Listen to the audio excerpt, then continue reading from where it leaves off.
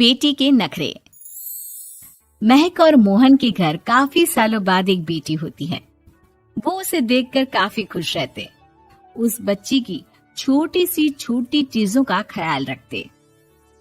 अरे महक बेटा, चाहे लड़का हो या लड़की, इतनी आजादी नहीं देते, बच्चा बिगड़ जाता है। आपको पता ही क्या है सासू माँ, चुप रहिए। हम दोनों कमाते ही क्यों हैं? इन बच्चों के लिए ना। देखिए तो कैसे प्यारे प्यारे पैरों से चल रही है, कितनी प्यारी लग रही है। अब मैं क्या इसके पैर काट कर बेड पर बिठा दूं इसे? अरे मैंने ऐसा तो नहीं कहा। मेरे कहने का मतलब ये था कि बस करो ना माँ, क्या सारा दिन टोका चाकी करती रहती हो। अरे करने दो ना जो कर रही है।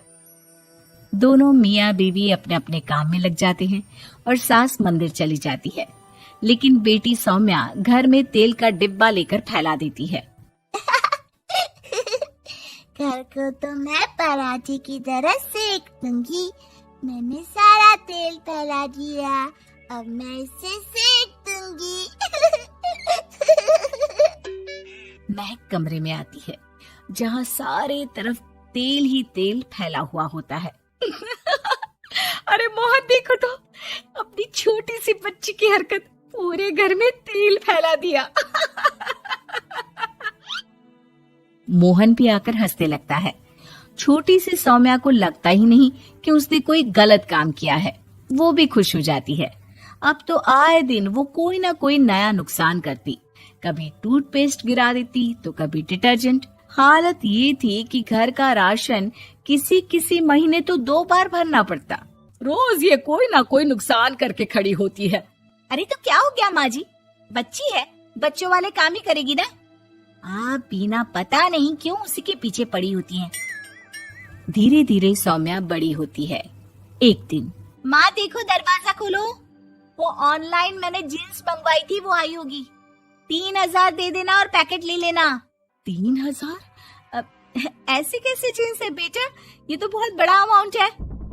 माँ फालतू बात थोड़ा कम ही किया करो और जल्दी जाओ, वरना समझ लो खाना नहीं खाऊंगी मैं आज सारा दिन।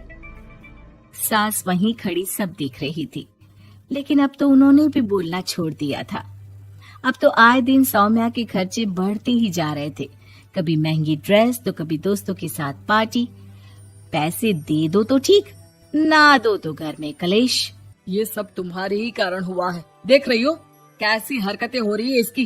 रात के 8 बज गए हैं लेकिन महारानी जी घर पर है ही नहीं। तभी सौम्या पड़ोस के लड़की के साथ वहाँ आती है। ओके बाय रोहन, कल फिर मिलेंगे, लव यू। ये क्या हरकत है सौम्या, आज तो तुमने हद ही पार कर दी। पापा कब से परेशान है। और ये लड़का कौन है? तभी पास खड़ी सास बोलती है, देखो महक, आज तक मैंने कहा नहीं था लेकिन मैं आज कहूंगी, क्योंकि ये मेरे घर का मामला है। मैं नहीं चाहती कि मेरे बेटे का खानदान खराब हो या फिर कोई हम लोगों के घर के लिए बात करे।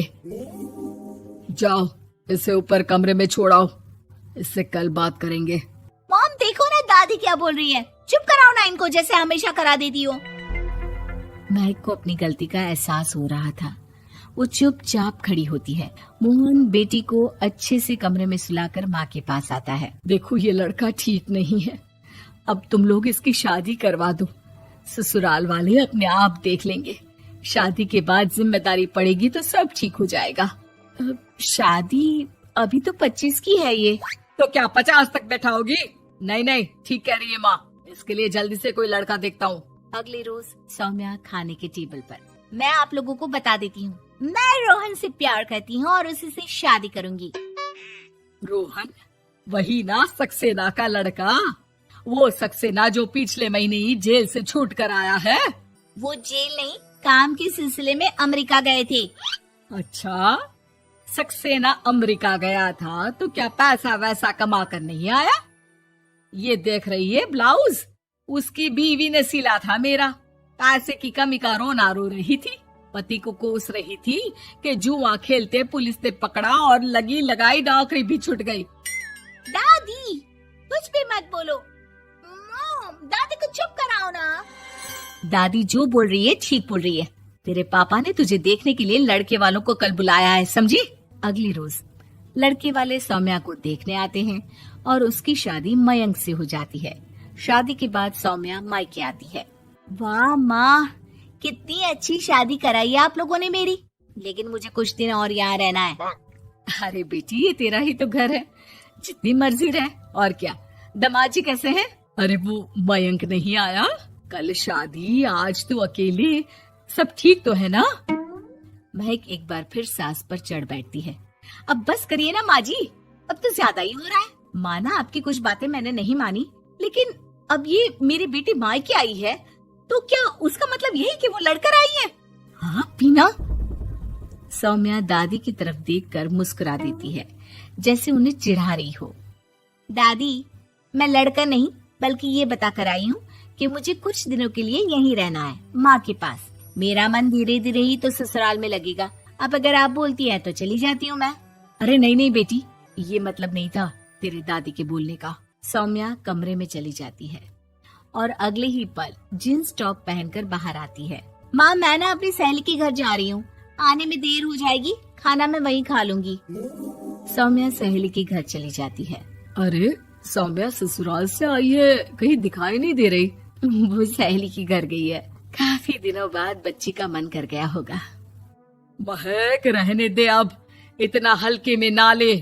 लड़की अब किसी और की अमानत है, घर में इतनी देर से आएगी तो लोग क्या कहेंगे। और होता भी ऐसा ही है। दरवाजे में पुलिस आती है जिसके साथ सौम्या होती है। ये आपकी बेटी है? जी जी, लेकिन क्या हो गया? पापा, मैं और रीना घूम रहे थे तो रोहन वहाँ आ गया। उसने मेरे गहने खींचने की कोशिश की, जब मैंने नहीं दिया तो मुझे धक्का मारकर मेरे गहने ले लिए।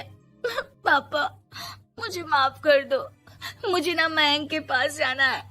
आप उसे फोन कर दो, वो मुझे ले जाएगा।